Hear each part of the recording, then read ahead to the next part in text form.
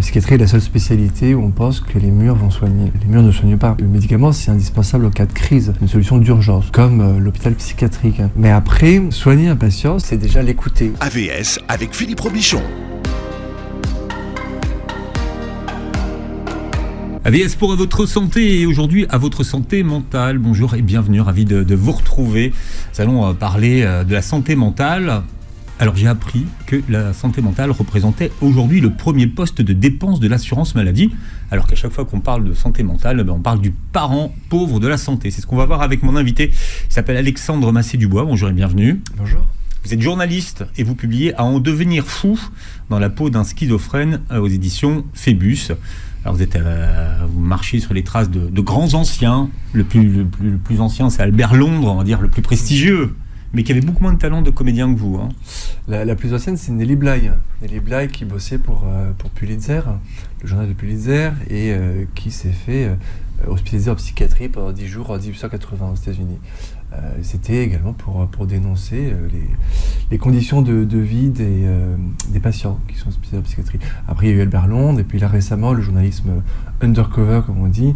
Alors undercover, pour tout le monde, il faut expliquer. Hein. Sous journalisme d'infiltration, et c'est enquêté vraiment au plus proche. Donc il y a eu Albert Londres, il y a eu John Howard Griffin, Gunther Wallraff, qui chacun. Donc là c'était dans les années 60-70. Et récemment on a Valentin Gendreau également qui a infiltré la police pendant 2 ans pour dénoncer.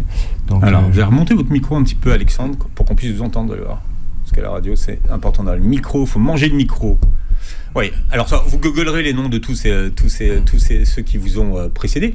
Mais qu'est-ce que vous vouliez dire de plus que vos prédécesseurs, Alexandre ? Alors, Valentin Gendreau, que j'ai rencontré là, il y a 2 semaines, donc, me disait l'infiltration, c'est emmener le lecteur là où il ne peut pas aller. Il y a eu beaucoup de documentaires, d'articles faits sur la psychiatrie, et comme vous dites si bien, c'est le parent pauvre de la médecine, et pourtant c'est le premier poste de dépenses de l'assurance maladie.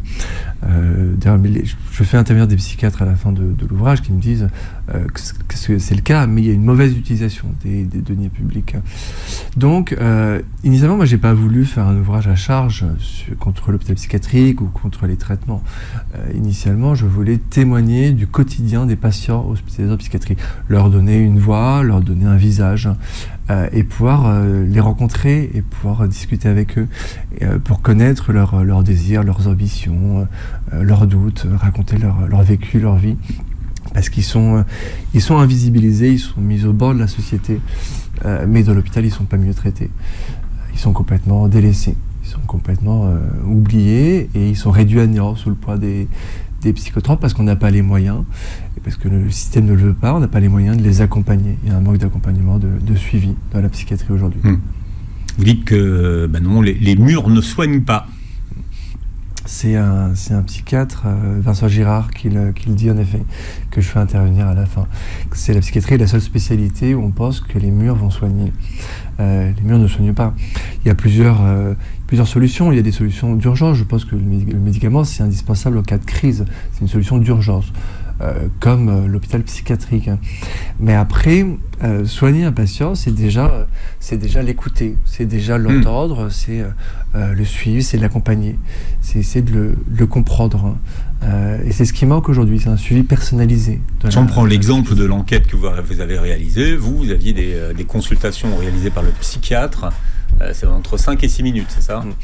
En moyenne, un patient voit un psychiatre en hôpital psychiatrique 2 fois 5 minutes par semaine.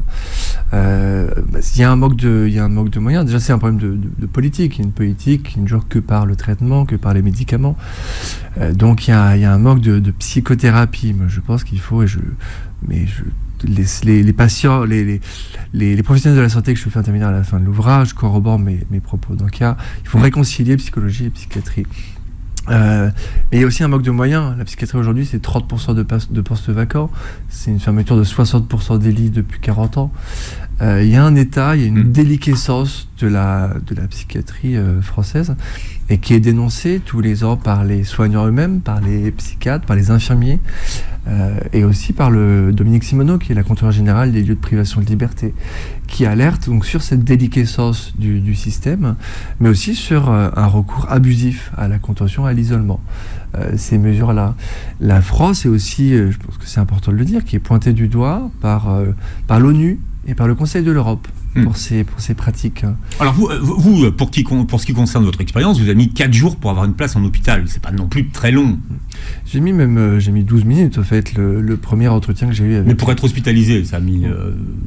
c'est parce que j'ai décidé d'y aller un peu plus tard. Vous avez traîné, quoi. Donc vous auriez pu être hospitalisé plus rapidement.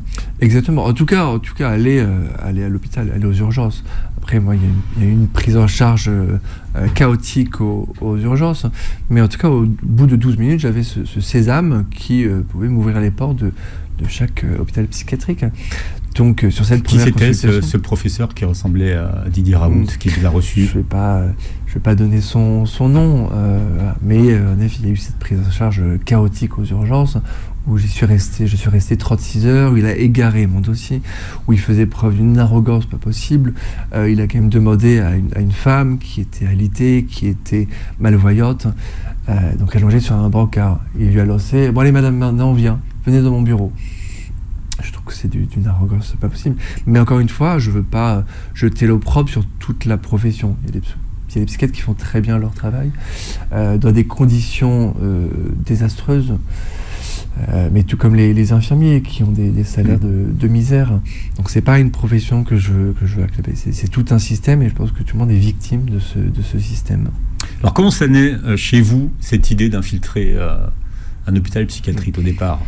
Il y a plusieurs choses. Il y a des raisons personnelles. Donc j'ai 2 amis qui sont passés par l'hôpital psychiatrique et que j'ai vu complètement sombrer dans les médicaments et faire des allers-retours aussi entre l'hôpital psychiatrique et la vie courante, et qui m'ont raconté leur quotidien, un quotidien fait d'ennui et de médicaments. Et ils ont réussi à s'en sortir parce qu'ils ont réussi à être accompagnés vers une psychothérapie. Donc il y a ces raisons personnelles. Et mais puis pas grâce à l'hôpital, en fait. Pas grâce à l'hôpital. L'hôpital, ça sert à gérer une crise, mais derrière, il faut entendre le patient, il faut le comprendre. Donc il y a ces raisons personnelles, et des raisons, une curiosité journalistique également, parce que je lisais trop régulièrement des tribunes signées par les soignants eux-mêmes, par les professionnels de la santé. Et après, comme je vous disais, il y a les rapports annuels publiés par la contrôleur générale des lieux de privation de liberté sur les prisons, sur les centres de rétention et sur les hôpitaux psychiatriques. Alors une fois que vous prenez l'idée, il faut la préparer. On ne débarque pas du jour au lendemain chez un psychiatre en disant ben voilà, je suis schizophrène, internez-moi. Donc vous avez mis un plan, vous avez élaboré un plan et vous avez bachoté un petit peu votre rôle. Vous avez préparé votre rôle de malade. Comment est-ce que vous avez choisi la pathologie que vous souhaitez incarner?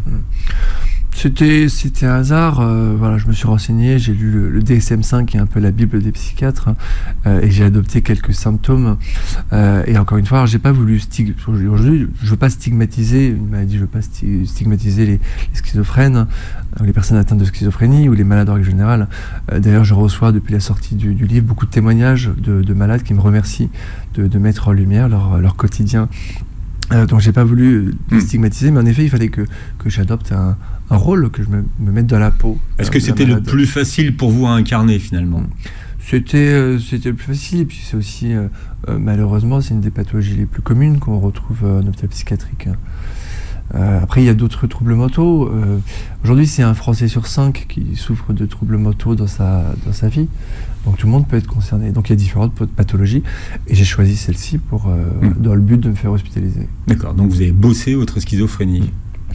Oui, je me suis entraîné pendant quelques mois. J'ai rencontré des malades aussi, et je me suis entraîné, et j'ai vu des documentaires, voilà, pour adopter certains symptômes. Oui, c'est pour expliquer à ceux qui nous écoutent, dire comment il a fait pour du jour au lendemain se retrouver finalement, alors on dit plus interné aujourd'hui, mais hospitalisé. Exactement, hospitalisé en psychiatrie. J'ai juste adopté quelques symptômes, et finalement c'était assez facile. Je pensais que ça allait prendre plusieurs semaines, voire plusieurs mois, voire que ça allait échouer. Donc le diagnostic a été défaillant, parce qu'au bout de 12 minutes, le psychiatre m'a dit qu'il fallait que j'aille en hôpital psychiatrique immédiatement. Vous savez que quand j'ai lu la scène chez les psychiatres, j'ai pensé au sketch de Florence Foresti imitant Adjani. Oui, je ne suis pas folle. Mais je ne suis pas fou. C'est exactement ça. Je ne suis pas folle, vous savez. Je me suis un peu inspiré aussi de ce sketch pour parler aux psychiatres. Mais alors, quand vous y allez, quand vous arrivez, vous arrivez dans quel état déjà chez la psy? Je m'étais mis dans des conditions. Après, pour moi, c'était juste dans le but de me faire hospitaliser. Encore une fois, alors oui, j'ai adopté certains symptômes, mais je veux pas stigmatiser cette maladie. Il y a différents types aussi de schizophrénie. Mais en effet, je m'étais pas lavé. Et puis surtout, j'ai expliqué, il y a plusieurs facteurs qui expliquent la schizophrénie. Et j'ai expliqué au psychiatre que mon père était schizophrène, parce qu'il y a un facteur héréditaire. J'ai aussi expliqué que j'avais fumé beaucoup de cannabis, parce que c'est un vrai problème chez les jeunes notamment, avoir 18 ans, où les connexions du cerveau ne sont pas encore faites, et fumer du cannabis c'est gravissime, et ça peut déclencher une schizophrénie à l'âge adulte. Donc, c'est ce que j'ai raconté au psychiatre. Donc, j'avais tous les facteurs qui lui ont permis de me diagnostiquer schizophrène. Et de vous orienter vers une hospitalisation. Oui. Parce que pour ce psychiatre, et comme beaucoup d'autres, il n'y a pas de solution, il n'y a pas d'autre solution que cette solution d'urgence qui est l'hôpital psychiatrique et le médicament. C'est ce que je dénonce dans le livre, et ce que dénoncent les psychiatres eux-mêmes, cette politique de surmédicamentation. Et quand elle vous demande, mais qu'est-ce que vous faites là finalement? Qu'est-ce qui vous a amené à consulter? Est-ce que les schizophrènes vont consulter d'eux-mêmes? Non, c'est un problème. Il y a un problème de prévention déjà. Il y a un problème de prise en charge. Aujourd'hui, j'ai réussi à avoir un rendez-vous assez rapidement, mais aujourd'hui, là, il y a beaucoup de malades qui doivent attendre 6 mois pour avoir un rendez-vous avec un psychiatre. Il y a beaucoup de déserts médicaux aussi en France. J'étais à Paris, donc Paris est mieux loti que la province en termes de psychiatres. Donc il y a ce problème de prise en charge, mais en même temps, il y a 30% des postes qui sont vacants. C'est un secteur paupérisé, c'est un secteur sinistré, où il y a ce problème de prise en charge, ce problème de prévention également, ce problème d'accompagnement des patients et des familles. Là, je lisais un rapport qui est sorti la semaine dernière de l'UNAFAM, qui représente des familles de personnes souffrant de troubles mentaux. Et donc, il y a un vrai problème d'accompagnement des malades, des familles des malades. Et alors, au final, à la fin de la consultation, qu'est-ce qu'elle vous dit, la psychiatre? Qu'il n'y a pas d'autre solution que l'hôpital psychiatrique, que je dois y aller dès que possible. Le psychiatre voulait que j'y aille dans la foulée, en fait, au bout de 12 minutes de consultation. Donc en effet, il y a une défaillance dans le diagnostic, mais pour ce psychiatre, il n'y avait pas d'autre solution.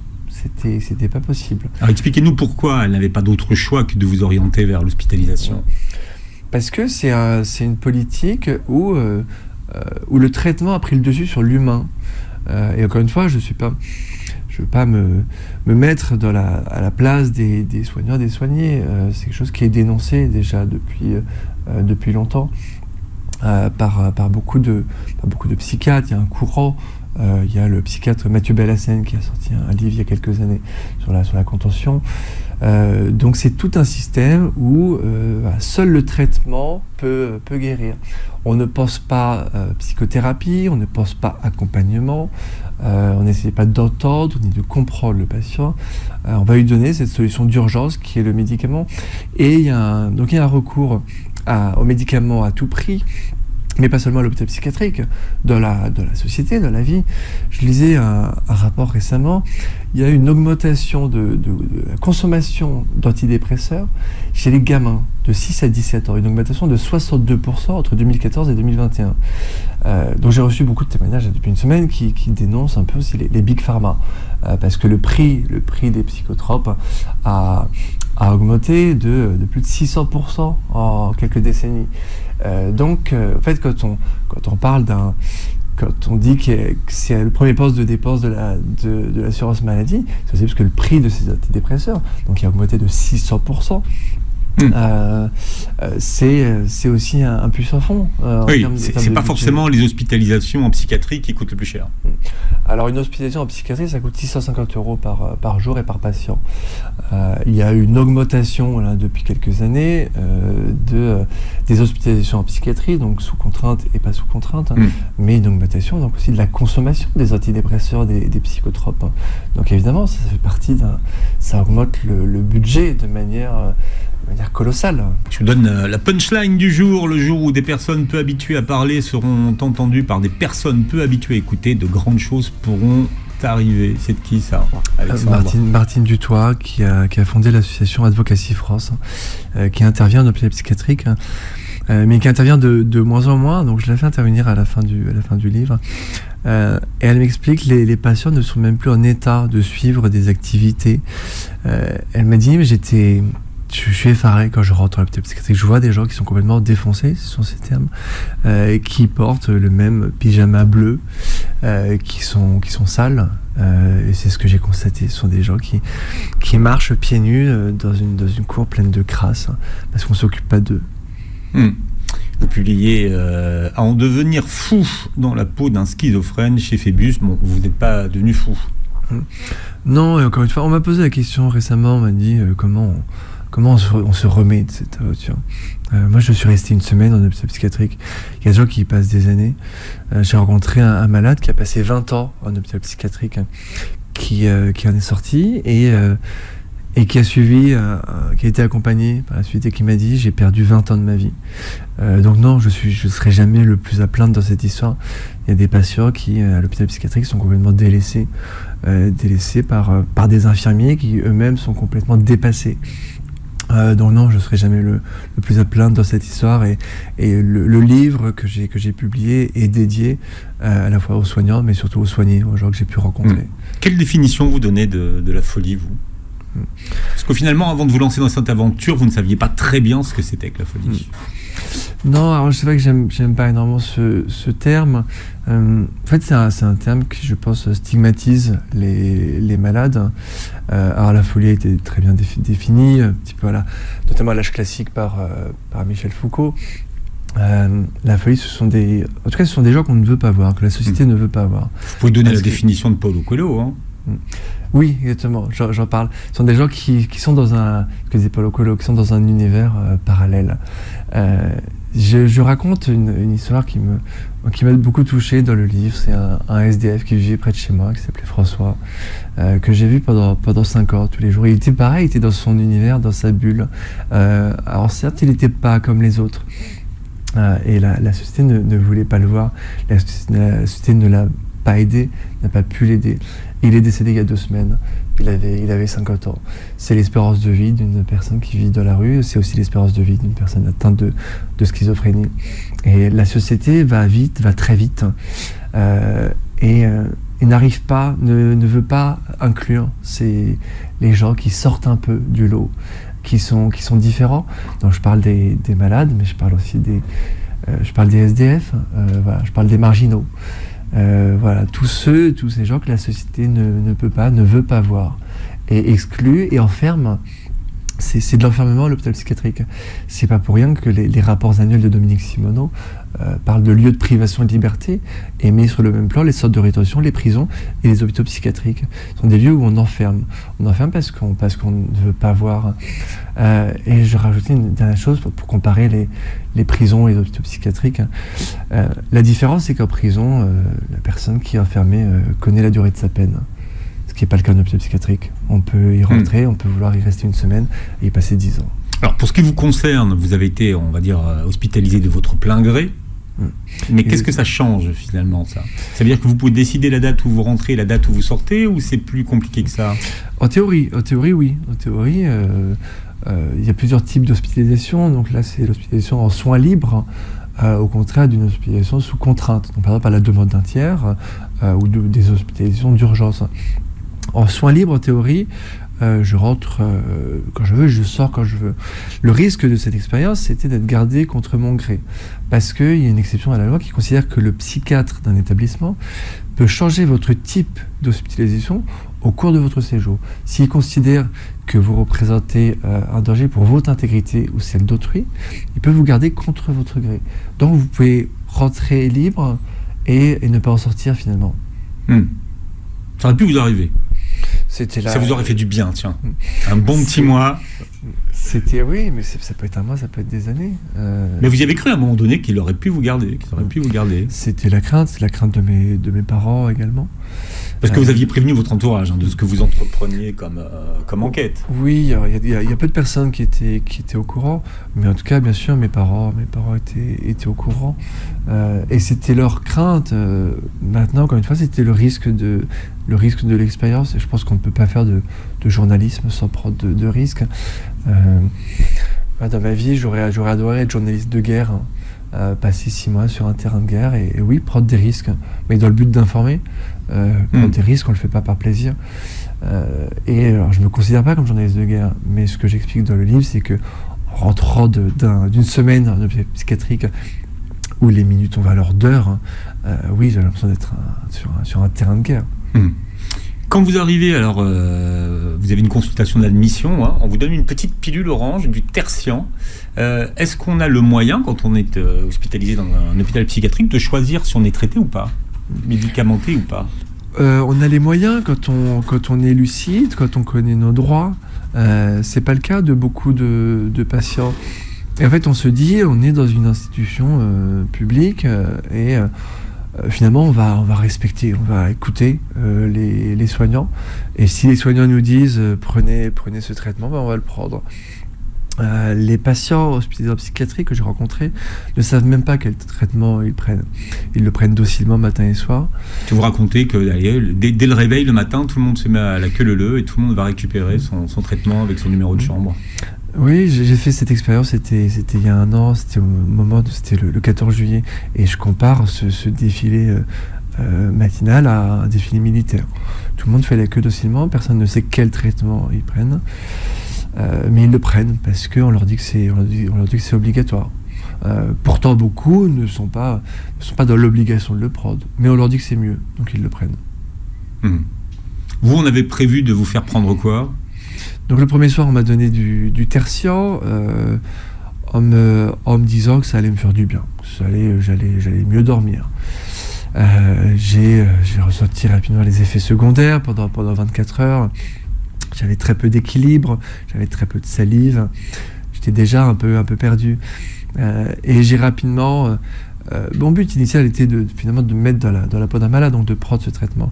Mais quand j'ai vu les effets secondaires sur moi, et surtout les effets secondaires sur les patients que j'ai pu rencontrer, qui sont réduits à un état léthargique. Certains, on va en parler, mais le quotidien d'un patient hospitalisé en psychiatrie, c'est faire les 100 pas dans un couloir, c'est s'ennuyer. Et voilà, faire les 100 pas quand le patient est encore en état de marcher. Que j'ai vu des gens qui ne pouvaient même pas marcher et qui passaient leur journée assis dans un couloir, les yeux hagards, la langue pendante. Ça, ce sont les effets secondaires des médicaments. Donc évidemment, les patients sont mis hors d'état de nuire. Mais est-ce que c'est ça qui va les aider ? Personne ne le pense. Et dans votre cas, dans l'établissement où vous étiez, donc en région parisienne, 4 sorties par jour, à peu près l'équivalent de 4 promenades, c'est ça ? 3 sorties par jour de 10 minutes dans une cour minuscule pleine de crasse. C'est la prison. C'est la prison. Et le reste du temps, on le passe dans une salle commune où il y a 4 chaises qui se battent en duel, où il y a un baby-foot 100 balles, il y a une télé qui ne fonctionne pas.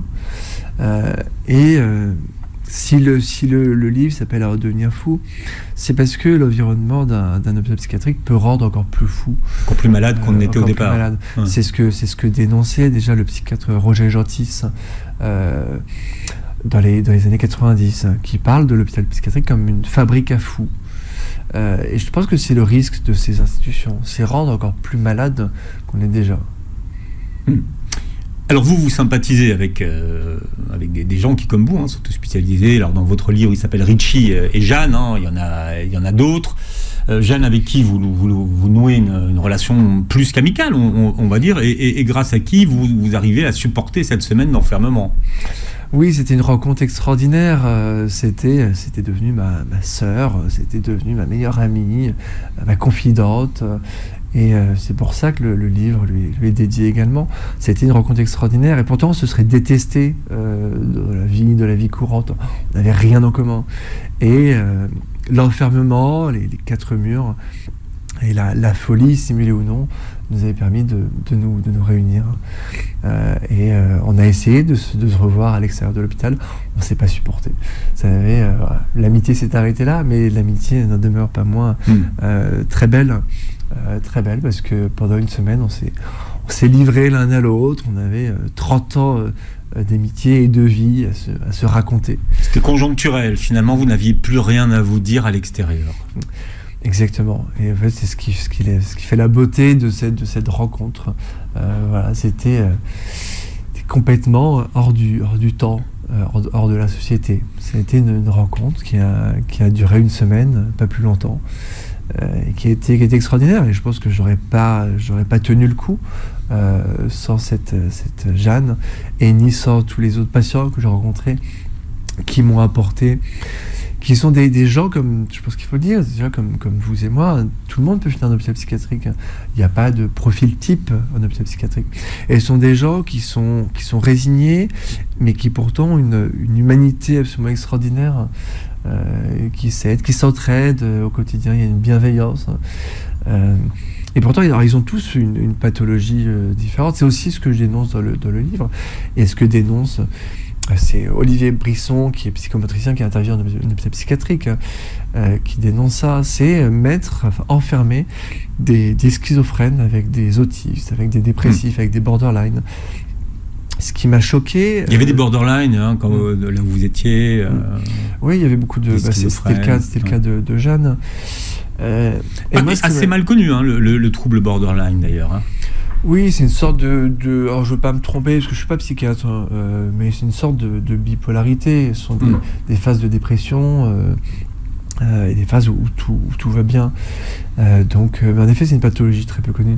Mais je disais, moi, ce qui m'a vraiment choqué dans cet hôpital, c'est qu'il y avait une jeune autiste qui était donc très vulnérable, mais comme des autistes qui sont dans des établissements spécialisés, était très vulnérable, et elle avait une histoire avec un jeune homme qui ne m'inspirait pas confiance, qui était très jaloux, qui était violent, et j'ai essayé d'alerter les infirmiers, le psychiatre aussi, en disant qu'il y avait des risques d'agression sexuelle. Je sais qu'ils passaient parfois leur nuit ensemble. Et je pense qu'il y a eu un abus, il y a eu des abus de la part de ce jeune homme. Et les infirmiers, étant complètement dépassés, n'arrivaient pas à suivre. Et l'un d'entre eux m'a dit à la fin, oui, bon, elle fait ça avec tous les mecs. Mais je pense que là, il ne faut pas, les patients hospitalisés en hôpital psychiatrique sont pas des citoyens de seconde zone. Ils doivent avoir les mêmes droits. Et une agression sexuelle ou un risque d'agression sexuelle doit être dénoncé de la même manière dans la société que dans l'hôpital psychiatrique. Et une autre chose que vous ne supportez pas, c'est la crasse des pieds. Vous êtes omnibulé par les pieds noirs. Ce qui veut dire que tout le monde circule pieds nus, La plupart d'entre eux, oui. La plupart d'entre eux n'ont pas de vêtements, n'ont pas de chaussettes, n'ont pas de chaussures. Alors je me prends pas pour un héros, je vais pas me comparer à Jack Nicholson dans Vol au-dessus d'un nid de coucou, mais si j'ai pu égayer leur... Qui lui se fait enfermer pour échapper à la prison. Exactement, et qui finit fou d'ailleurs, mais comme le héros de Shock Corridor. Mais j'ai essayé en fait d'égayer un peu leur quotidien, et tout le moins je leur ai donné des paires de chaussettes, des paires de chaussures. Vous avez transgressé, vous, les règles. Oui, mais disons qu'une fois dans l'hôpital, moi j'avais oublié quasiment le projet qui était le mien, ma curiosité journalistique. Mon but a été déjà de sortir, mais aussi d'aider ces gens qui sont complètement, sont des laissés pour compte, de les aider au quotidien, de leur apporter, oui, des petites gourmandises, de leur apporter du chocolat. Il y a une scène que je raconte dans le livre où j'avais mon téléphone, j'avais le droit de garder mon téléphone et j'ai mis de la musique.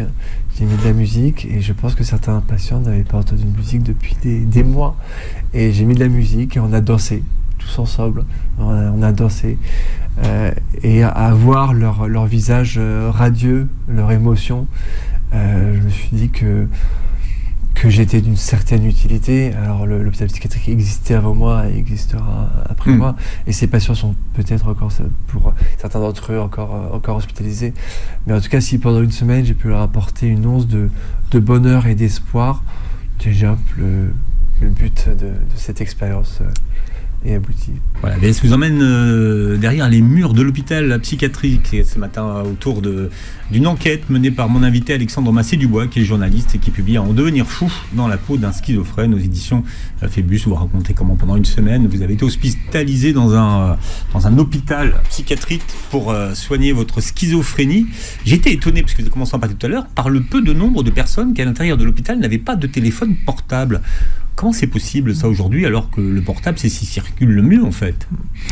De toute façon, ils n'avaient pas d'affaires. Il y en a beaucoup qui ont été hospitalisés sous contrainte et qui, contrairement à moi, qui n'ont pas eu le temps de préparer leurs affaires. Je raconte dans le livre, il y a un patient qui était hospitalisé depuis quelques mois, qui n'avait même pas pu appeler sa fille. Je lui ai donné mon portable, il a appelé sa fille. Il était heureux, il était ému aux larmes. Donc en effet, ils sont complètement coupés du monde extérieur. Mais c'est quoi? C'est confisquer le portable ou vous aviez réussi à le mettre de côté? Moi j'étais en soins libres, donc là pour le coup ils ne respectent pas, en tout cas c'est ce que dénoncent les malades, les familles de malades. Il y a un manque de respect des droits fondamentaux des patients. Moi j'ai eu le droit de garder mon téléphone. À ma grande surprise, je pensais qu'on allait me le confisquer. Donc non, certains patients voient leurs affaires confisquées. En fait, ça les éloigne encore plus de la société, d'une possible réinsertion. Comme il y a très peu d'activités en hôpital psychiatrique, et ils sont coupés du monde, ce qu'il faudrait, je pense, je ne suis pas psychiatre, mais en tout cas, il faudrait plus d'activités pour les aider à se réinsérer, aussi suivre l'actualité. Je pense que c'est important de suivre ce qui se passe dans le monde. Sinon, ces patients ne peuvent pas être réinsérés de la société s'ils sont coupés du monde. Oui, vous racontez ce baby-foot qui est présent, 100 balles. On peut se demander à quoi ça sert. Une balle, ça coûte quoi? 50 centimes, 1 euro, grand maximum. J'ai réussi à en faire rentrer. Je pense qu'aujourd'hui, je pense aux patients qui sont encore hospitalisés, mais au moins ils peuvent jouer à ce baby-foot. Il n'y avait pas de balle. Et je pense, c'est ce que je dénonce aussi, ce que dénoncent les infirmiers, c'est cette bureaucratie, ces rapports. Il y a une gestion néolibérale de l'hôpital psychiatrique. Et je pense que c'est mon point de vue, mais c'est ce que disent aussi les infirmiers, c'est que je pense que même pour avoir une balle de baby-foot, il faut faire des rapports. Il faut demander, et puis il y a un budget à respecter. Et je ne suis pas le seul, donc il y a un psychomotricien, puis il y a des psychiatres qui dénoncent cette gestion néolibérale de l'hôpital. Ça fonctionne comme une entreprise. Ouais, mais enfin, on peut dénoncer, et puis on peut apporter des balles, je dis tout de suite. Vous avez le vis, on a le tournevis. Au bout d'un moment, quand les situations s'éternisent. Oui, tout comme on peut aussi racheter une télécommande pour que la télé fonctionne. Voilà, vous changez les piles. C'est possible, mais ça ne se fait pas. Ça ne se fait pas parce qu'en fait, il y a très peu de considération. Alors, il y a peu de considération pour les soignants, donc qui vivent dans les conditions de travail sont dramatiques, les salaires sont misérables. Mais on ne prend pas non plus en considération les droits des patients. Ce sont des citoyens de seconde zone. Donc on ne va pas se soucier de leur quotidien, on les met sous traitement et on ne va pas se soucier de leur vie quotidienne finalement. Quels sont les accidents ou les incidents auxquels vous avez participé ou que vous avez constaté qui n'auraient pas dû avoir lieu? Comme je disais, les infirmiers sont complètement dépassés. Ce que j'ai vu une jeune femme faire une crise d'épilepsie. Elle était au bout d'un couloir et par chance j'étais présent et mon amie Jeanne l'était aussi et on a pu la mettre en position latérale de sécurité. Les infirmiers ne sont pas assez nombreux, donc si on n'avait pas été là, les infirmiers auraient pu arriver 5 minutes plus tard, 10 minutes plus tard, un quart d'heure plus tard. J'ai fait des crises d'épilepsie dans ma vie, je sais ce que c'est. Je sais que s'il n'y a pas des personnes qui vous aident très rapidement... Qui sont sensibilisés à ce que c'est qu'une crise d'épilepsie et qui vous mettent effectivement en position latérale de sécurité. Oui, ça c'est un problème de formation au premier secours, ça c'est un problème de la société. Mais d'ailleurs les infirmiers sont très peu formés en psychiatrie. Ce que je dis dans le livre, c'est qu'il y a un problème de formation. Il n'y a plus de spécialisation en psychiatrie dans le diplôme infirmier depuis quelques années. Donc en fait, on met des jeunes infirmiers ou des internes en hôpital psychiatrique sans formation. Donc il y a des accidents. Ce que j'ai vu aussi, c'est qu'il y avait un jeune homme qui était sous traitement. Il faisait presque 40 degrés l'été dernier. Et il avait une polaire qui lui tenait extrêmement chaud. Donc il transpirait, il n'était pas bien, il faisait des malaises également. Il n'arrivait pas à se nourrir. Il tombait littéralement, il avait sa tête qui tombait littéralement dans ses assiettes. Donc il ne pouvait même plus se nourrir. Et donc je ne veux pas jeter l'opprobre sur les infirmiers qui ne sont pas assez nombreux, encore une fois. Mais il y a des risques. Il y a des risques qui sont... Voilà, tous les jours, il y a des incidents. Tous les jours. Et puis il y a de la violence aussi. Il y a une augmentation de la violence à l'encontre des infirmiers, mais aussi parfois les soignants entre eux. Et voilà, il y a un observatoire des violences au milieu hospitalier qui explique en effet cette hausse de la violence. Mais la hausse de la violence, donc c'est un manque de moyens, un manque d'accompagnement, c'est un stress mutuel, et c'est aussi cette augmentation des mesures de contention et d'isolement. En France aujourd'hui, il y a des mesures d'isolement dans 60% des cas et des mesures de contention dans 30% des cas. Alors, mesures de contention, pour tout le monde, il faut expliquer ce que c'est. C'est être enfermé, et c'est par exemple être attaché à son lit par des sangles. Donc ça concerne 30%. C'est encore une fois un rapport de l'UNAFAM de la semaine dernière. Donc c'est colossal, surtout que c'est censé être une méthode d'urgence. Ça ressemble un peu à ce qu'on appelait la camisole de force à une époque. C'est exactement, c'est de la camisole. Alors on change les termes, oui, mais on ne change pas les pratiques. Donc c'est 30% des cas de la contention.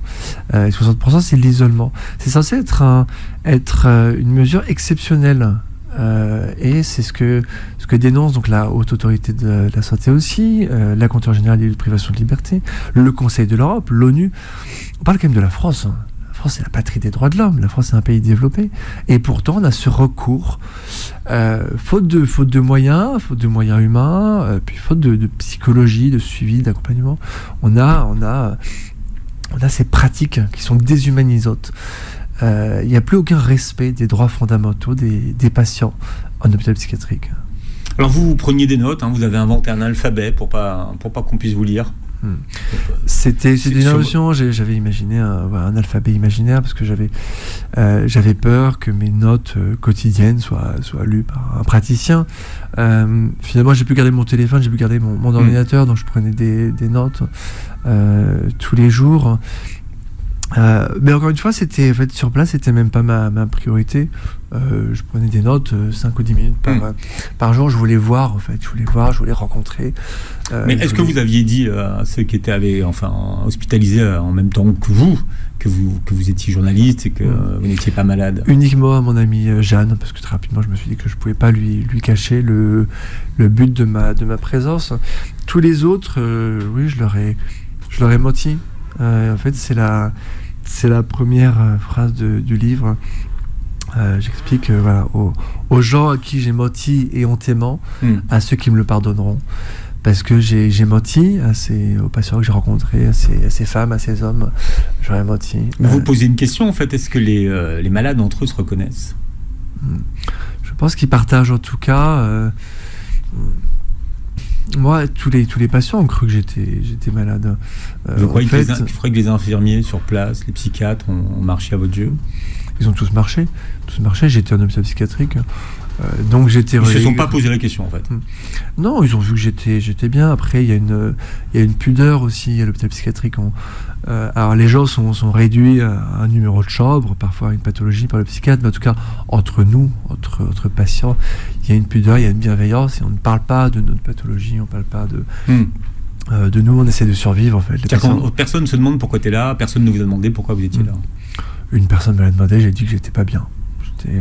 Voilà. De toute façon, aujourd'hui, on met en hôpital psychiatrique beaucoup de personnes parfois sans raison apparente. Donc, non, je parlais pas de ma pathologie. Et puis, une fois arrivé à l'hôpital, mon but a été d'en sortir.